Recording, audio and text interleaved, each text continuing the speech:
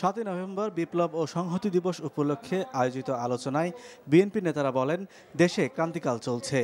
সংকট উত্তরণে গণতন্ত্রের স্বার্থে মানুষের ভোটের অধিকার রক্ষার্থে বেগম খালেদা জিয়া সংলাপের ডাক দিয়েছেন। সরকার তার আলোচনায় বসতে নাও চায়, তবু আলোচনা হবে ইনশাআল্লাহ। সকল দল মত নির্বিশেষে খালেদা জিয়ার নেতৃত্বে আপনাদেরকে বসতে হবে। বসে এই জাতিকে উদ্ধার করার জন্য একটা দিক নির্দেশনা খালেদা জিয়ার কাছ থেকে আপনাকে নিতে হবে।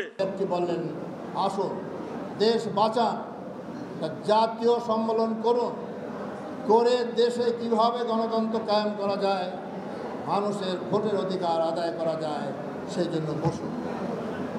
আপনারা হেলায় সেটাকে অবহেলা করছেন।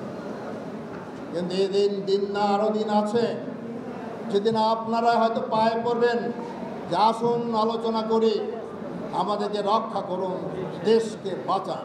ড্যাব আয়োজিত 7ই নভেম্বরের আলোচনায় সাম্প্রতিক হত্যাকাণ্ডগুলোর সাথে জড়িতদের ধরতে না পারায় পুলিশের দক্ষতা নিয়ে প্রশ্ন তোলেন বিএনপির স্থায়ী কমিটির সদস্য হান্নান শাহ। দক্ষতা হান্নান সাহেব যখন একটা বিদেশি রাষ্ট্রদূতের বাসা থেকে বেরোলো, তাকে গ্রেফতার করে 3 মাস আগে দায়ের করা মামলায় শোন অ্যারেস্ট এরকম করা হচ্ছে সারা দেশে।